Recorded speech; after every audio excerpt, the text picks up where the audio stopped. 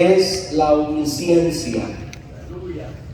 Algo que, hermanos, usted creo que lo ha estudiado, tal vez en los temas de doctrina básica, o en el conocimiento que tenemos de la palabra del Señor y de los atributos de Dios. La omnisciencia no es más que esa capacidad total, divina y absoluta que Dios tiene de conocer todas las cosas. De eso está hablando aquí el rey David, que lo sabe todo, lo sabe todo. Hermanos, verlo como una alabanza, porque de hecho todos los salmos son cantados. Un canto que David está rindiéndole y entregándole al Señor. Recuerden que David era músico, era un cantor. Él está elevando al Señor esta alabanza y le dice: Señor, verso 1, tú me has examinado y me conoces. Solo de ahí de entrada vemos ya, hermanos, ese reconocimiento que David hace de ese atributo de Dios. Cuando leo el Salmo 139, a estas alturas, hermanos, no sabemos qué edad tenía David. Quizá era ya un hombre entrado en años, y él está escribiendo también en base a las experiencias de su vida, al momento de inspirarle, porque precisamente de eso se trata el Evangelio, hermanos. El Evangelio no es ajeno a nuestra vida, y el Espíritu Santo está permitiendo que David recuerde experiencias pasadas, experiencias que él vivió y de las cuales obtuvo enseñanzas valiosas para su vida. El Espíritu Santo, él lo está dejando plasmado y escrito para revelarnos una gran verdad. Digo esto, hermanos, porque si estudiamos la vida o leemos acerca de la vida de David, nos vamos a esos episodios que la Biblia nos narra acerca de la vida de David, pero específicamente venía a mi corazón cuando leía el Salmo 139 lo que se nos presenta en el segundo libro de Samuel, cuando ya David era un rey establecido y así reinaba sobre todo Israel y Judá.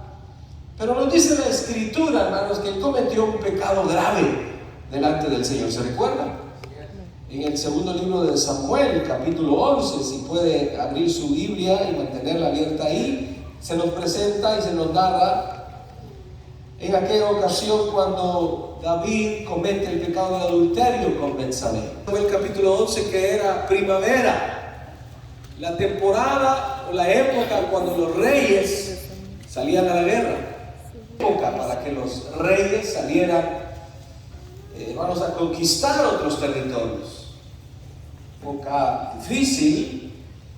En Israel, hermanos, neva también. El frío es como en estos estados del norte de Estados Unidos, Nueva York, y es un país muy frío. El norte de Israel, el norte de Hebrón, se cubre de nieve para esta época. Y usted sabe cuán difícil es en invierno realizar ciertas tareas. En este caso, hermanos, que los ejércitos salieran a conquistar, no era la temporada más apta, sino que era primavera. Por eso el versículo 1 dice: en cierta ocasión durante la primavera los caminos estaban habilitados para poder salir, hermanos, en esas expediciones militares. El clima, la temporada era la óptima. Por eso dice aquí en el verso 1 que era en esa temporada, durante la primavera, cuando los reyes acostumbran salir a campaña. Pero la Escritura dice que David decidió no ir y manda a su general Joab, a sus oficiales y a todo el ejército. Y él, ¿qué podríamos decir, hermanos? Eso ya fue un error que cometió David, porque él tenía que estar con su general, con su soldados, dirigiéndolos, encabezándolos. La interpretación de la Escritura con una actitud de ociosidad, sin hacer nada, sin cumplir con su función en Jerusalén. La Escritura nos dice, usted ha leído esta historia, hermanos, que él se levanta cierta tarde después de haber tomado una siesta, se está paseando, dice el verso 2 en adelante, por la azotea del Palacio Real, y desde allí pudo ver a una mujer muy hermosa que se estaba bañando. Esta mujer estaba apenas purificándose de su periodo de menstruación. David mandó para que averiguaran quién era ella. Y le dijeron que era Betsabé, hija de Eliam, esposa de Urías el hitita. David ordenó entonces a unos mensajeros que se la trajeran, se acostó con ella, después de lo cual ella volvió a su casa. Verso 5. La mujer quedó embarazada y así se le hizo saber a David. El Señor ya había establecido en la ley, se recuerda, ¿verdad, hermano? ¿Cuál era ese mandamiento de parte del Señor? La mujer de tu prójimo. Pero David, hermanos, al saber que Betsabé está embarazada, empieza a tramar un plan. Usted recuerda bien, le manda a decir a Joab, manda a Urías, que estaba en la guerra, y Joab obedece. Y cuando Urías regresa, David le pregunta, ¿cómo va la guerra? ¿Cómo está todo por allá? Y Urías le da la respuesta al rey David, y luego David le dice, bueno, vete a tu casa, lávate los pies, descansa, disfruta de la compañía de tu esposa. Porque ¿qué quería David, hermano? David lo que quería era encubrir el embarazo, ¿verdad? Él quería, hermanos, ocultar lo que ya era conocido de parte de Dios. Sin duda que Urías demuestra el carácter de un hombre que David ya estaba faltando allí, porque Urías no se va a su casa, sino que se queda a la puerta del palacio junto con los otros soldados y no se va a casa. Le llega la noticia al rey David y le dice, Urías no se fue a su casa, Urías pasó la noche a la puerta del palacio. Y David lo manda a llamar y le dice, ¿por qué no me hiciste caso? Y Urías le responde, ¿cómo puedo yo hacer eso, mi señor? Cuando los soldados están debajo de las estrellas, esa es su carpa, todo está bajo enramadas. ¿Y cómo yo voy a poder estar con mi mujer mientras todos los soldados están en guerra? No, señor, mi señor, no podría yo hacer eso, le dice. La Escritura práctica ahí, hermanos, otro plan. ¿Y cuál fue ese plan? Lo invita al palacio, le prepara un banquete y le sirve vino y lo emborracha. David dijo, tal vez así borracho se va con su mujercita. El plan de David era, lo que él quería era que Urías pasara la noche con Betsabé y que después se dijera que ese bebé era de Urías, para cubrir el pecado. Pero por segunda noche, Urías, dice la Escritura, no cae en esa mala intención del rey David, y al ver David que no consigue, hermanos, su objetivo, entonces le manda una carta a Joab, le dice a Urías, te vas a regresar otra vez allá, y mira, aquí hay una carta para el general Joab, se la llevas, por favor. Y en el Joab, que cuando vayan a la batalla, pongan a Urías en lo más fuerte, en lo más recio de la batalla, que se retire para que Urías muera en combate. Y así fue, tal como David ordenó, como el rey lo estaba ordenando. Hermanos, Joab lee la carta y obedece. Urías muere en combate. Pero lo que yo quiero que veamos, hermanos, es que David creía en su, podríamos decir hasta en su inocencia, no era inocencia, en su ignorancia, que él podía cubrir el pecado, que él podía esconder delante de Dios toda esta falta. La misma escritura dice que el Señor desechó a Saúl, que fue el rey que precedió a David, y llamó a David un hombre conforme a su corazón. Ahora él esté obrando de esta manera. La escritura nos dice, hermanos, usted lo puede leer también en su casa detenidamente, ya en el capítulo 12, que el Señor envía al profeta Natán. Envía al profeta Natán para que confronte a David. Porque David creyó, hermanos, que se había lavado las manos, que todo había quedado a escondidas, que se había salido con la suya. Pero hay un Dios que lo ve todo. Hay un Dios. Y entonces el Señor envía al profeta Natán. Dice, el Señor envió al profeta Natán a ver a David. Y cuando Natán se presentó ante él, le dijo, y usted recuerda bien esa historia que Natán le cuenta al rey David. Dos hombres, uno rico y uno pobre. El rico tenía ovejas, vacas, cantidad de ganado. Y el pobre solo tenía una ovejita. Una ovejita. Al plato, bebía de su vaso, dormía con ellos y la amaban, la cuidaban. En cierta ocasión vino un visitante a la casa del rico.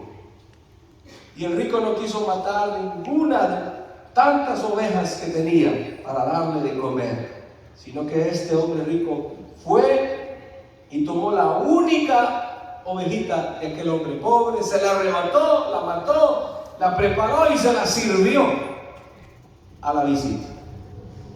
Dice la escritura que hizo David cuando escuchó esa historia que le estaba contando Natán.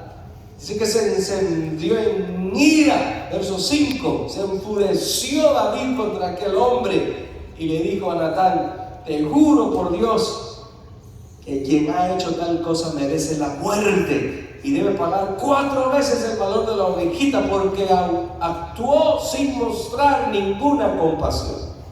Entonces Natán lo confronta y le dice, ese hombre eres tú, ese hombre eres tú.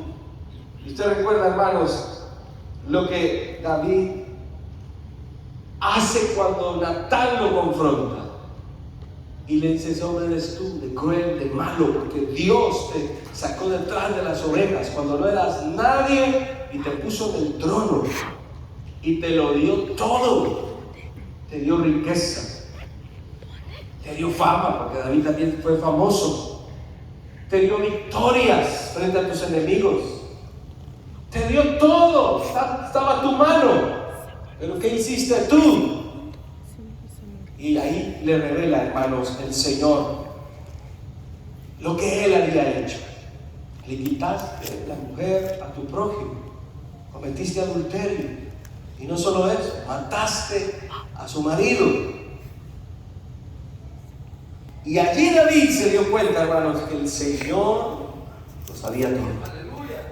Lo había visto todo, absolutamente todo. Por eso, volviendo aquí al Salmo 139, has examinado y me conoces, conoces todas mis acciones. Miren lo que David le está diciendo al Señor, conoces todas mis acciones, aún de lejos te lanzas, sabes todo lo que hago.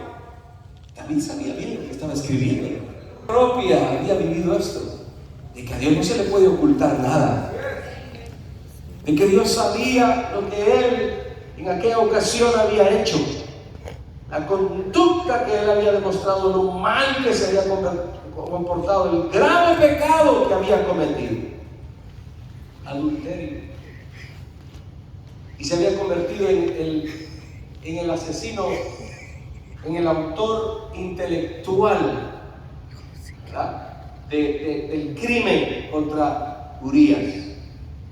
Él había tramado el asesinato de...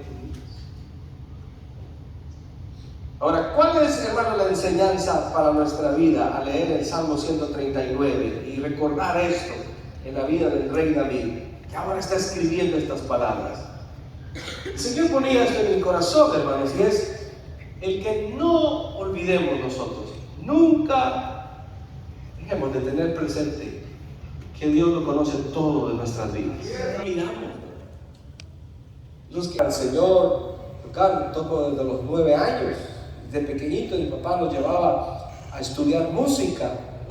Ya ves que nos encanta la música, hermanos, cuando nosotros leemos acerca de David. Yo creo que los músicos, sobre todo músico, admira a David cuando leemos que él fue el que organizó a los cantantes, a los hermanos músicos de Israel.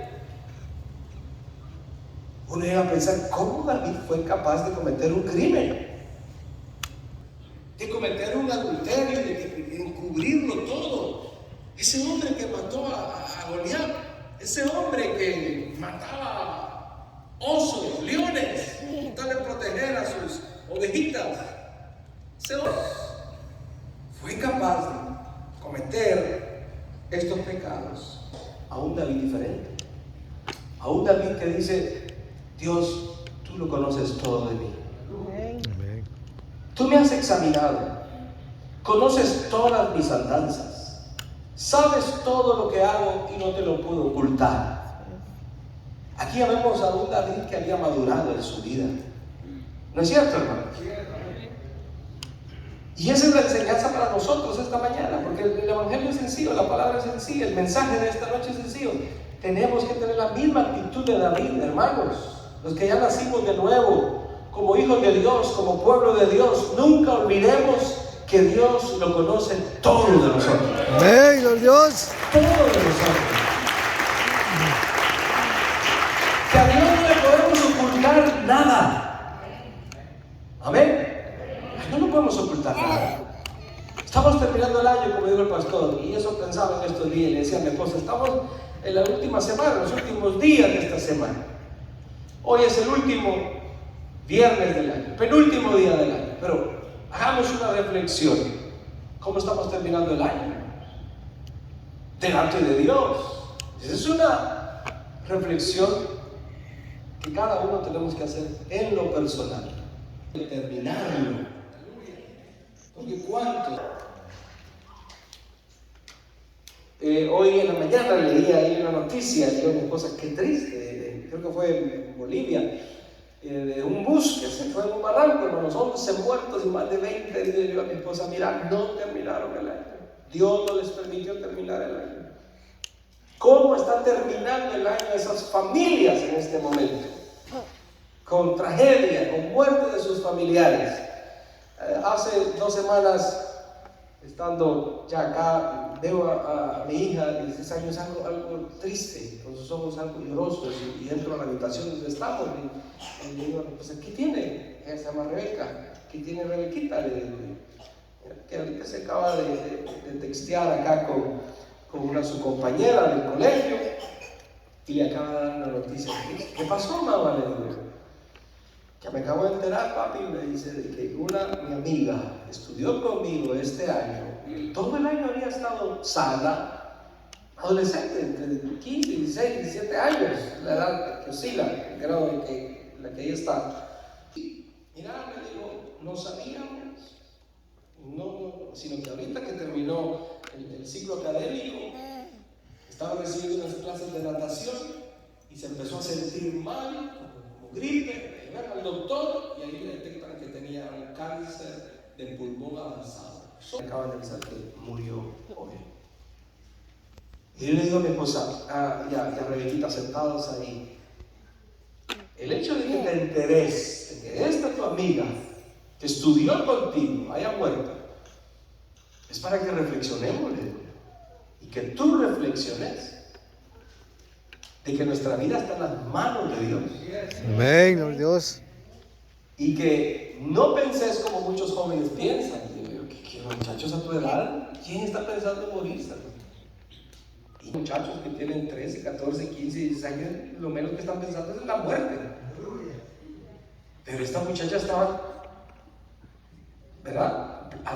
Aparentemente sana, pero con una afección, una leve afección, una tos y ciertos síntomas. Cuando el doctor le dice, ella tiene cáncer. Así que a estas alturas del año, si lo estamos terminando, en primer lugar, gracias a Dios. Amén, Dios. Pero la segunda pregunta es, ¿cómo estamos terminando el año? Porque todo lo que hemos hecho hasta en este momento, lo que estamos pensando aquí, hay un Dios que lo conoce todo. Amén, gloria a Dios. Dios sabe cómo tú has vivido este año. Dios sabe cómo has estado viviendo esta última semana del año. Dios sabe cómo viviste este día. Amén, Dios sabe lo que estás pensando en este instante. amén. Entonces, hermanos, nosotros tenemos que tener presente siempre esto. David lo tenía presente. Señor, tú me has examinado, tú conoces todas mis andanzas. Podemos decir lo mismo que David. Señor, tú conoces todas mis andanzas. Cómo me comporto en el trabajo, con mis amigos, con mis compañeros de trabajo. Ahí no está el pastor, no está el líder, no está el supervisor. Estás con tus amigos que no tienen temor de Dios. ¿Cómo te estás comportando ahí? Podrías comportarte igual que ellos, hablar como ellos, contar los mismos chistes, ¿verdad? Y comportarte o tener la misma actitud de ellos. Que nadie me está viendo. Cuidado, porque Dios te está viendo. Ten presente que Dios te está observando. Amén. Decimos amén, hermano. Amén. Y tan jóvenes, adolescentes que están aquí, aquí no está papá viendo, aquí no está mamá viéndome. Sí, puede ser que no esté nadie viéndote, pero hay un Dios que te ve. Se lo saben. Y lo cantamos a veces, dice ese canto: cada paso que das por la senda en que vas, hay un Dios que te ve. Amén. ¿Qué más sigue diciendo? Dios te ve, Dios te ve. Mira bien el camino donde vas. Aleluya. Dios te ve, Dios te ve. Engañarlo jamás tú podrás. Si no lo podemos engañar. Al Señor no lo podemos engañar. Entonces, el conocimiento de Dios debe producir dos cosas en nuestra vida. Muchas más cosas, pero hoy solo pienso en estas dos. El conocimiento que Dios tiene de mi vida debe de llevarme a una vida de piedad, de temor reverente. Hermanos, saber, entender eso, que Dios conoce todo de mi vida, me debe de llevar a una vida de piedad, de temor reverente. Porque el Señor conoce todo de mi corazón, las intenciones de mi corazón. Todo, hermano, hasta las cosas más sencillas que yo hago o que yo siento en mi corazón, Dios las conoce. Sí, Dios lo está viendo. Amén. Mi esposa, por ejemplo, me dice: papito, está en la cocina, y me dice: mi amor, vení, ayúdame aquí, ayúdame a levantar esta olla, o ayúdame a sacar esa basura. El Señor está viendo con qué actitud yo le voy a ayudar. Si yo llego y empiezo a renegar, a llamar al muchacho que lo haga. No me interrumpas porque aquí estoy viendo yo la televisión. Estoy al Señor, lo está viendo. Aleluya. ¿Por qué no lo haces vos? El Señor dice que todo lo que haga de palabra de hecho lo haga para Él. Amén. Él está viendo mi actitud. De qué manera yo ayudo, hasta la forma de servir un vaso de agua. No, el Señor dijo: pues hermano, un vaso de agua que ustedes den en mi nombre tendrá recompensa. Pero eso, si lo hago como para Él. Y eso se lo enseñamos a nuestros hijos. Enfoco siempre los mensajes a la juventud porque me encanta trabajar con jóvenes. Muchachos que están aquí, tu mamá te pide un favor, hazlo con ganas, hazlo como para Dios. Dios conoce la actitud de muchachos, hermanos, que tienen toda la fuerza, la energía para echar la mano en la casa, ¿verdad? Para que quemen ese, hermano, solo en la cama, ¿no? ¿Saben cómo decían allá mis abuelitos en aquel entonces? Disculpen la expresión, echando cebo, decían. Sí, ahí, hermano.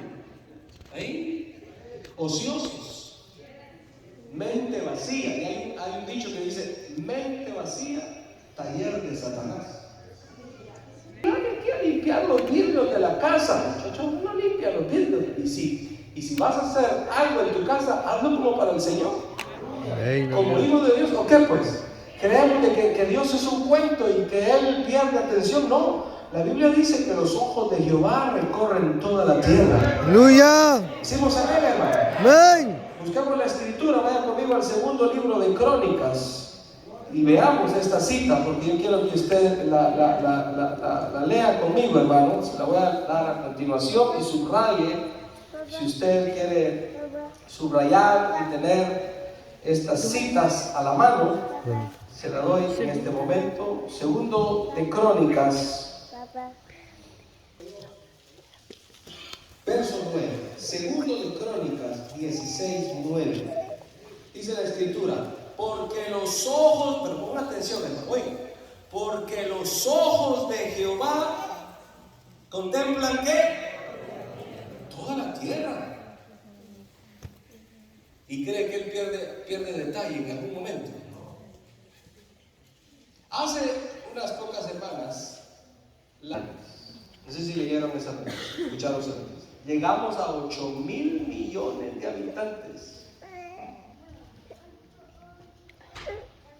Y el Señor conoce de cada uno de esos 8.000 millones de habitantes lo que están pensando, lo que están sintiendo, algo que nosotros no podemos. Usted tal vez está sentado ahí al lado de su esposo o a su esposa, o está al lado de sus hijos, o tú estás al lado de tu papá o tu mamá, no sabes lo que está pensando ahí. Eso es imposible, hermano, llegar a saber lo que está pensando el que está a nuestro lado. Pero hay días que nada se le oculta.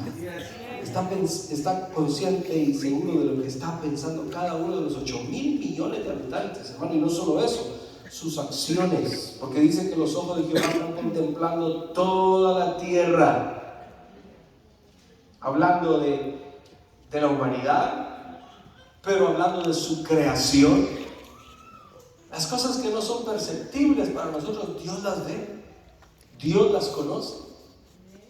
En este momento físicamente estamos aquí, en este instante, en este segundo, en este momento, en este lugar. Pero no sabemos qué está pasando en la cima del monte Everest. Pero ese lugar está allí. Lejos de aquí, pero está allí, es una realidad. ¿Quién está viendo lo que está pasando ahorita en ese punto más alto del planeta Tierra? Ahí está Dios presente. En este momento en las profundidades de la Tierra. ¿Qué está pasando allí? Nosotros no lo sabemos, pero Dios sí lo conoce. Dios sabe lo que está pasando en este instante. Hay una realidad a millones de años en el vasto universo. ¿Qué está pasando allí? No lo sabemos, pero Dios está presente allí. Porque los ojos de Jehová contemplan toda la tierra.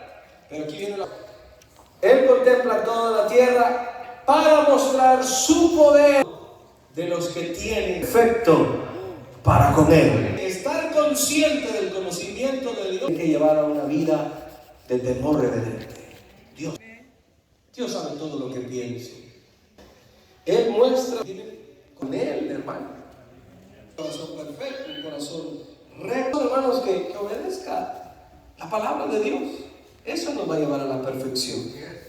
Eso nos va a llevar a obrar de una manera recta.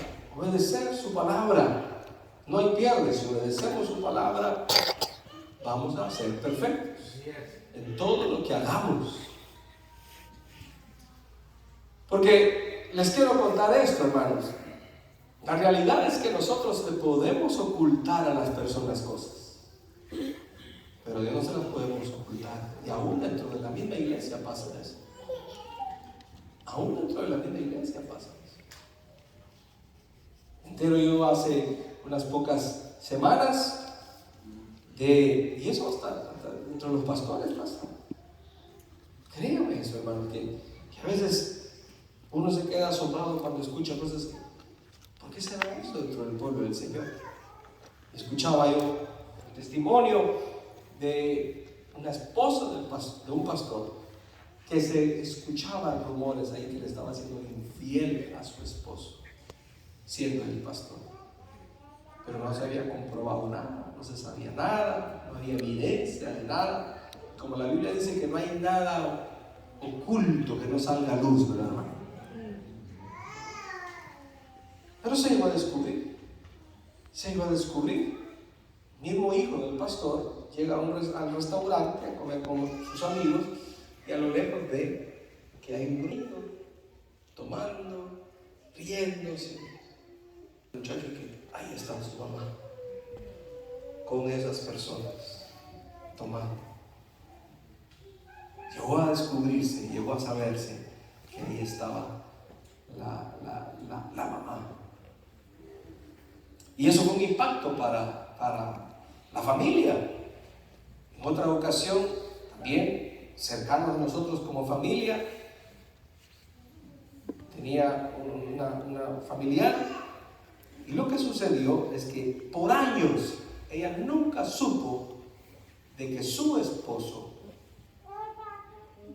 consumía drogas. ¿Pero saben qué era lo más tremendo? Él era diácono en la iglesia, servía en la iglesia, amaba a su esposa, tenía sus 2 hijos y por años mantuvo en secreto su adicción a las drogas. ¿Sabe hasta cuándo lo descubrió esta persona? Cuando su esposo empezó con una enfermedad grave. Lo llevan donde el médico le hace exámenes y dice: usted tiene una enfermedad severa de hepatitis. Y ella se queda asombrada, dice: ¿por qué? ¿Cómo? Mi esposo se enfermó de hepatitis. Y es ahí donde él le descubre. Le dice: he estado yendo a lugares donde hay otros hombres, ha intercambiado estado. Y el médico le dice: posiblemente allí, en alguna jeringa o alguna aguja, infectada, usted adquirió la hepatitis. Y ya no se recuperó. Él se fue agravando en su salud y murió. Para la familia y sobre todo para la esposa, yendo a la iglesia, sirviendo en la iglesia, hacía eso, tenía esa práctica oculta. Hermanos, que tengamos presente eso y que cada vez que vengamos a este lugar y salgamos de aquí, sepamos de que Dios no se queda aquí. Amén. Salimos de aquí y el Señor va con nosotros. Amén, Dios. Y Él, al salir de aquí, ya mira la actitud con que tú sales. Ya está escuchando las palabras que dices. Llegas a tu casa y el Señor sigue observando lo que más noche vas a ver en el televisor. Tal vez tu esposa ya se va a acostar, o dice: ay, que se vaya a acostar ya mi esposa y mis hijos, yo me quiero quedar solo porque este programa solito yo lo voy a ver. Ahí está Dios observando. A Dios no lo podemos engañar. Aleluya. Y si un día queremos ver el rostro del Señor, guardemos en santidad y en pureza, porque sin santidad nadie va a ver al Señor. Aleluya. Yo lo digo, hermanos, porque es que si somos pueblo de Dios tenemos que... David, el gran rey David, escribió esto. ¿Conoces todas mis... Él se había equivocado, hermanos.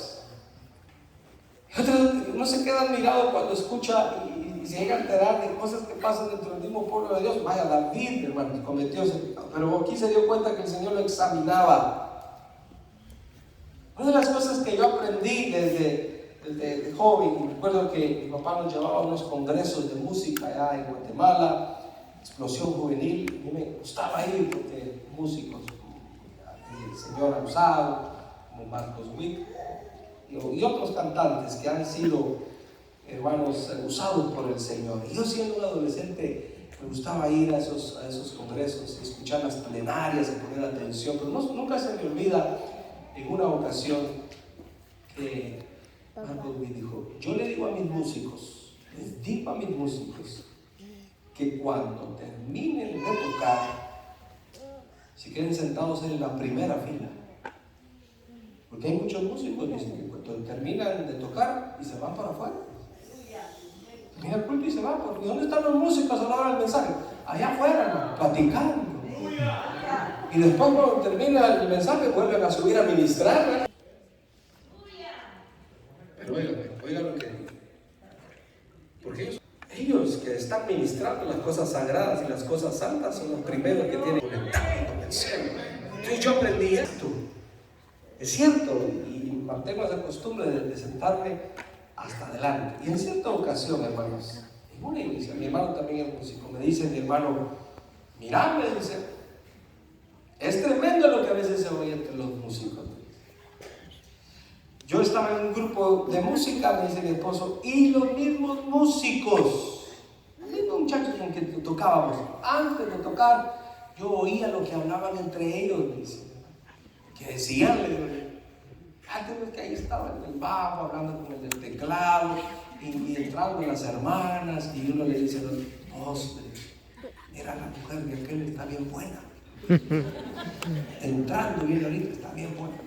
Y yo le digo a mi hermano, no te creo, de verdad. Si estoy mintiendo, es pecado, hermano. Eso estaban hablando en el púlpito. Eso estaban hablando vos. Uno dice, mira, viene entrando la mujer que está bien buena. Le dije, increíble. Pero después me puse a pensar, no te extrañaba. David, gran salmista, cayó en tentación. No estamos hablando de cualquier músico, hermano. El rey David, él mismo cayó en adulterio, un asesinato. Entonces, no es imposible creer eso que mi hermano me dijo. ¿Cierto? Hermano, la pregunta es, ¿perdemos nosotros la noción de que Dios lo escucha todo, lo entiende todo? ¿Somos tan capaces de vivir una vida sin temor de Dios? De vivir la vida cristiana como queramos vivirla, de hablar inmoralidades tan bajas, cuando hay un Dios que es 3 veces santo, santo, santo.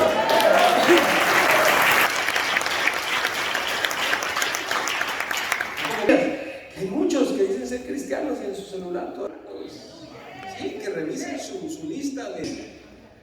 Todavía tienen música impía y cristiana, y música impía. ¿Cómo pueden oír? Yo en Guatemala conozco y hasta tengo personas cercanas que dicen que son cristianos y están escuchando a Ricardo Arjona, a los conciertos de Ricardo Arjona, al concierto de no sé qué, de no sé cuánto. Dicen,